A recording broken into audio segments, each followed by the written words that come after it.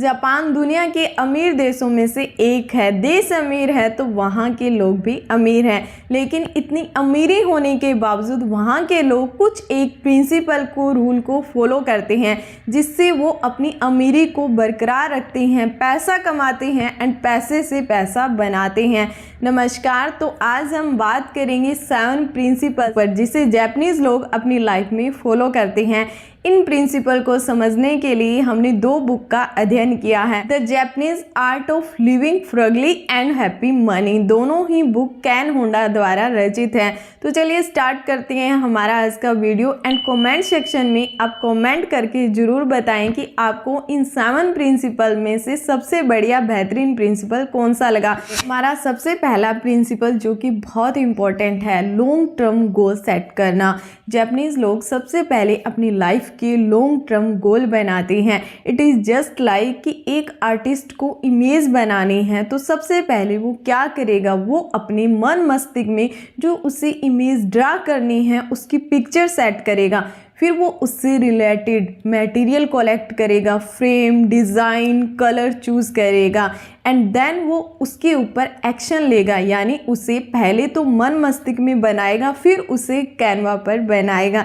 लेकिन पैसे के मामले में हम थोड़ा उल्टे चलते हैं। हम सबसे पहले मटेरियल कलेक्ट करने की कोशिश करते हैं एंड देन हम गोल बनाते हैं, जो कि गलत है। यदि आप धीरे चलते हो लेकिन मंजिल आपकी स्पष्ट है कि मुझे इस डेस्टिनेशन पर पहुंचना है, तो आप देर सवेर यहाँ पहुंच जाओगे। एंड जब भी आप अपना लॉन्ग टर्म गोल डिसाइड करते हो तो आपने स्पष्ट शब्दों में लिखना है, relevant and realistic goal fix करना है। जैसे कंसल्टेशन चल रही थी तो उसमें हमने एक व्यक्ति से पूछा कि आपको कितना पैसा चाहिए। उसने कहा मुझे ज़्यादा पैसा चाहिए। अब 10 रुपये भी ज़्यादा है, 10,000 भी ज़्यादा है एंड 10 करोड़ भी ज़्यादा है।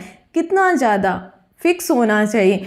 एंड जो टाइम ड्यूरेशन है वो भी आपने लिखनी है। मान लो आज की डेट में आपकी 1 CR यानी 1 करोड़ रुपए की नेटवर्थ है, आपको 5 CR तक पहुंचना है, तो इन बिटवीन टाइम लिखना है एंड टाइम आपका रियलिस्टिक होना चाहिए, रेलेवेंट होना चाहिए। अब ये नहीं है कि आप अपनी डायरी में आज ही लिखें कि मुझे तो अगले 1 महीने बाद फाइनेंशियली फ्री होना है, तो it is not practical, not relevant and not realistic. So if you decide your long term goal, think practically and आप अपना गोल सेट करके फिक्स लिखें एंड फिर उसके ऊपर एक्शन करें। हमारा सेकंड प्रिंसिपल आता है जिसे जापानीज लैंग्वेज में काकेबो मेथड कहते हैं, यानी बजटिंग टेक्निक। जो जापानीज लोग होते हैं वो परंपरागत तरीके से अपने खर्चों को ट्रैक करते हैं। वो कैटेगरीज बनाकर अपने खर्चों को मैनेज करते हैं, जैसे सर्वाइवलशिप का खर्चा, एमरजेंसी खर्चा, ऑप्शनल खर्चा, सेल्फ लर्निंग खर्चा।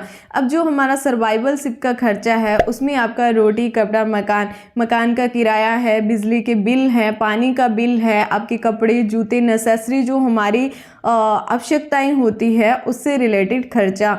दूसरा आता है हमारा एमरजेंसी यानी मेडिकल खर्चा, या आपका जो आय का अर्निंग का स्रोत है वो किसी भी वजह से ख़त्म हो जाए, डिस्ट्रॉय हो जाए, तो वो खर्चा उसमें इंक्लूड होता है। थर्ड हमारी कैटेगरी आती है ऑप्शनल खर्चा, यानी वो खर्चा जिससे आप अपने शौक पूरे करते हो। आपका मन किया मूवी देखने का, बाहर खाने का या शॉपिंग करने का वगैरह वगैरह। हमारी फोर्थ कैटेगरी आती है सेल्फ इम्प्रूवमेंट, जिसके ऊपर हम भारतीय परिवार पहले से ही क्रॉस कर देते हैं। लेकिन जो जापानीज लोग होते हैं वो एटलीस्ट 5% पैसा खुद की सेल्फ लर्निंग पर लगाते हैं, अपने अंदर वैल्यू ऐड करते हैं, चाहे किसी भी माध्यम से बुक पढ़ते हैं, सेमिनार, वेबिनार, किसी भी माध्यम से कंसल्टेशन लेते हैं, लेकिन अपनी आय का कम से कम 5% पैसा अपने ऊपर लगाते हैं, लर्निंग के ऊपर लगाते हैं। बिकॉज लर्निंग एक ऐसा माध्यम है जो आपके लिए लॉन्ग टर्म वेल्थ बनाता है। Because if you have learning then you can earn. तो ये आपने अपने एक्सपेंडिचर को इस प्रकार से मैनेज करना है, आपने डिफरेंट कैटेगरीज बनाकर अपने एक्सपेंडिचर को मैनेज करना है। हमारा तीसरा प्रिंसिपल आता है जिसे जापानीज लोग जिदोकू मेथड कहते हैं। इस मेथड के अकॉर्डिंग आपने अपनी सेविंग को ऑटोमेटिक करना है।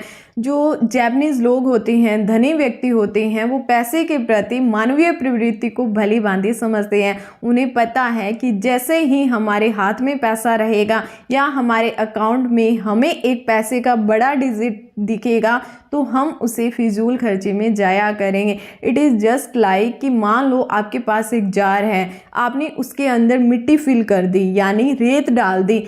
अब उसके बाद आप छोटे कंकर या बड़ी बोल नहीं डाल सकते, लेकिन सबसे पहले आपने उस जार के अंदर बड़ी बोल डाल दी। अब आप उसके अंदर छोटी बोल डाल सकते हो, आप उसके अंदर रेत फिल कर सकते हो। यानी आपने अपनी आय का 10, 20 या 30% हिस्सा according to your expenditure and जो आगे भविष्य में खर्चे आ रहे हैं उनके अकॉर्डिंग आपने इतना पैसा ऑटोमेटिक, जो कि एफडी हो सकता है, आरडी हो सकता है या सिप स्टार्ट करवा सकते हो, यानी इतना हिस्सा आपकी आय से कट के ऑटोमेटिक यहाँ चला जाना चाहिए एंड ये वाला हिस्सा बचता है, इससे आप अपना एक्सपेंडिचर मैनेज करें। एंड जब आपके पास ये अमाउंट एक डिसेंट मात्रा में हो जाए तो आपने इसे फर्दर अलग अलग एसेट क्लास में इन्वेस्टमेंट करना है, जो कि स्टॉक मार्केट हो सकता है, रियल एस्टेट हो सकता है, बॉन्ड्स हो सकते हैं, गोल्ड में, सिल्वर में, करेंसी में, आपको जहाँ भी समझ में आता है एंड आपको नॉलेज है उस चीज़ की, अवेयरनेस है, उसी में आपने अपना पैसा इन्वेस्टमेंट करना है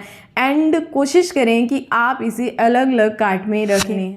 हमारा चौथा प्रिंसिपल आता है ओसोई कनी मेथड, यानी धीरे धीरे पैसा बनाना। जो जापानीज़ लोग होते हैं वो इंस्टेंट ग्रेटिफिकेशन में विश्वास नहीं रखते, वो अपना पैसा धीरे धीरे बनाने में विश्वास रखते हैं। वो रातों रात अमीर बनने की चाहत नहीं रखते, वो कंपाउंडिंग बनाए रखते हैं एंड लॉन्ग टर्म ग्रोथ में बिलीव करते हैं, बिकॉज उन्हें पता है कि ये ग्राफ इमीडिएटली ऐसे जाएगा तो ये ऐसे भी आ सकता है। इसीलिए वो स्टेप बाय स्टेप अपनी वेल्थ को जनरेट करते हैं एंड इम्पल्सिव बाइंग से दूर रहते हैं। इम्पल्सिव बाइंग क्या होता है कि आप किसी मार्केट में गए, आपको ड्रेस पसंद आ गई, ड्रेस है 10,000 की, आपके बजट है उससे वो बाहर है, तो ये लोग कम से कम 24 घंटे का टाइम देते हैं उस डिसीज़न को लेने के लिए। इमीडिएटली वो ड्रेस परचेज नहीं करेंगे। तो जब भी आप कोई मार्केट में जाते हो, आपको कोई आइटम पसंद आ जाता है तो आपने कम से कम 1 दिन का टाइम देना है एंड सोचना है कि क्या ये चीज़ वाकई मेरे लिए ज़रूरी है, क्या इस चीज़ को लेने के बाद मेरी लाइफ में वैल्यू ऐड होगी, तो आपने उस चीज़ को परचेज़ करना है। Otherwise you should avoid it. यदि आपको कोई व्यक्ति आकर कहता है, आपका प्रिय भाई बंधु जन, कि इस पर्टिकुलर फील्ड में पैसा लगाओ, रातों रात आप अमीर बन जाओगे, रातों रात करोड़पति। हाँ, कैसे? 25 दिन में करोड़पति। भाई इसकी गारंटी क्या है? कौन सी गारंटी? आपका पैसा 2 गुना हो जाएगा, 4 गुना हो जाएगा, तो आपने उस इंफॉर्मेशन को ऐसे कर देना है, इस कान से सुना, इस कान से निकाल दिया।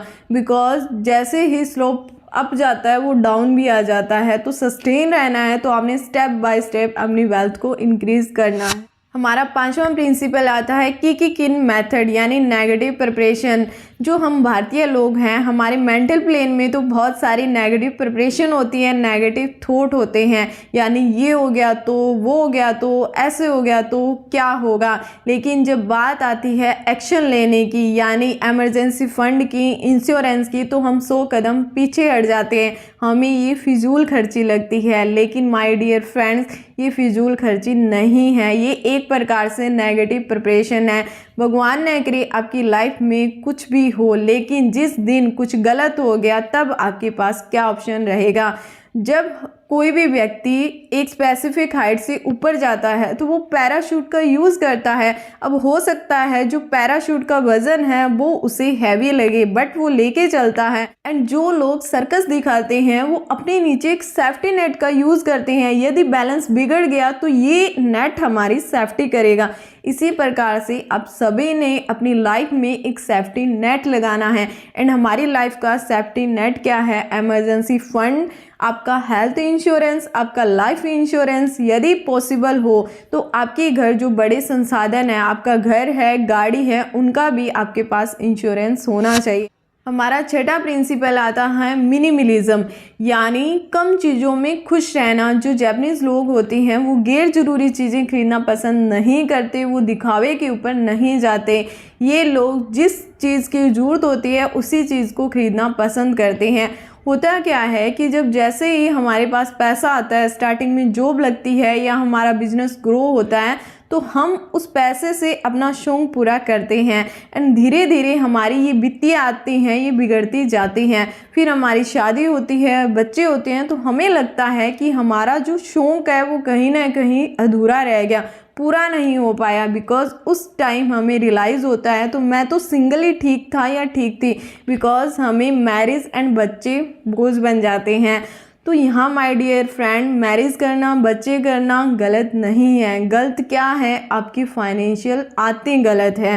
बिकॉज आपने अपनी शौक है वो हाई लेवल की पा लिए एंड आपकी एक जिम्मेदारी है, जैसे ही आपके ऊपर आई तो आपका वो हाई लेवल का शौक था वो लो में शिफ्ट होगा तो आपको पेन होगा। जैसे मान लो कोई व्यक्ति है, उसको एसी में रहने की आदत है, जब वो एसी में शिफ्ट हुआ है स्टार्टिंग से ही, तो वो कूलर पे आएगा तो उससे पेन होगा, अनकंफर्टेबल फील होगा। लेकिन दूसरा वही व्यक्ति है, पहले वो फैन में रहा है, फिर कूलर, फिर एसी में शिफ्ट हुआ है, तो धीरे धीरे पीढ़ी बाय पीढ़ी वो स्टेप बाय स्टेप आगे बढ़ा है, तो उससे वो चीज़ पेन फील नहीं होता, उसे रिलैक्स मिलता है। लेकिन जब हम बड़ी चीज़ पर एकदम पहुंच जाते हैं, फिर नीचे आते हैं, तो हमें दर्द होता है, हमें और चीज़ें गलत लगने लग जाती है, लेकिन हम ये आइडेंटिफाई नहीं कर पाते कि हमारी वित्तीय आदतें ही गलत थी। तो सबसे पहले आपने मिनिमलिस्टिक लिविंग में विश्वास रखना है। अब ये नहीं है कि आपने जो ज़रूरी की चीज़ें हैं उनमें कंजूसी करनी है या उसे परचेजिंग नहीं करना। आपने अपनी ज़रूरत के अनुसार सारी चीज़ें खरीदनी है एंड कुछ एक शौक पूरे भी करने हैं, जितना भी आपका बजट है। लेकिन अपने बजट के अनुसार बढ़िया चीज़ें खरीदें बजाय कि ज़्यादा चीज़ें खरीदने के। हमारा 7वां प्रिंसिपल आता है मोतेनाई मेथड। मोतेनाई मेथड क्या होता है, डीक्लटर के ऊपर फोकस करता है। यानी आपके घर में जो अननेसेसरी गैर जरूरी सामान पड़ा हुआ है, सालों साल से कोई लोहा है जंग खा रहा है, टूटा फूटा प्लास्टिक है, इलेक्ट्रॉनिक का कोई सामान है, फ्रिज है, कूलर है, पुरानी चेयर है, फर्नीचर है, पुराने कपड़े हैं, पुराने जूते हैं, अननेसेसरी वो स्पेस ऑक्यूपाई कर रहा है, आपका टाइम ले रहा है। बिकॉज जब होली दीपावली पे या कभी भी सफाई करते हो तो आपको वो अननेसेसरी टाइम लेगा, तो आपने उस कचरे को अपने घर में नहीं रखना है, उसे आप सेल कर सकते हो, कबाड़ वाले को दे दो या आप किसी ज़रूरतमंद व्यक्ति को दे सकते हो। कई बार क्या होता है कि हमें ये लगता है कि हम इस पर्टिकुलर चीज़ को मॉडिफाई करके रीयूज़ करेंगे, जैसे जापानीज़ लोग करते हैं, तो वो माय डियर फ्रेंड वो उसी टाइम उसे रीयूज़ करते हैं, न कि वो सालों साल पड़ा रहेगा एंड फिर आप सोचते हो कि मैं इसका रीयूज़ कर लूँगा या लूँगी। तो जब भी आपके माइंड में कोई आइडिया क्लिक होता है कि इस पर्टिकुलर चीज़ को इस प्रकार से यूज़ किया जा सकता है, तो आपने उसी दौरान उसे यूज़ करना है एंड उसका यूटिलिटी है उसे बढ़ाना है। लेकिन सालों साल कोई चीज़ जंग खा रही है, प्लास्टिक है, पुराना है, कुछ भी कबाड़ है, अपने घर से निकालो एंड अपने घर को साफ सुथरा बनाओ। ये सारी चीज़ें हैं इनडायरेक्ट आपकी वेल्थ को इफ़ेक्ट करती है। जैसे जब आपके माइंड में बहुत सारे थॉट चल रहे होते हैं तो आप सही डिसीज़न लेना भूल जाते हो, चूक जाते हो, नहीं ले पाते। उसी प्रकार से यदि आपके घर में अननेसेसरी चीज़ें रहेगी तो आपका ध्यान वहाँ डाइवर्ट होगा, आपकी वेल्थ वहाँ डाइवर्ट होगी। आपके घर में साफ़ सफाई रहेगी तो आपके घर में लक्ष्मी आएगी। तो ये थी हमारी वीडियो। यदि आपको वीडियो पसंद आई है तो वीडियो को लाइक करें, शेयर करें और चैनल को सब्सक्राइब करें। तो मिलते हैं नेक्स्ट वीडियो में, तब तक अपनी हेल्थ के ऊपर काम करें, लर्निंग करें, अर्निंग करें एंड अपने बच्चों के साथ खुश रहें।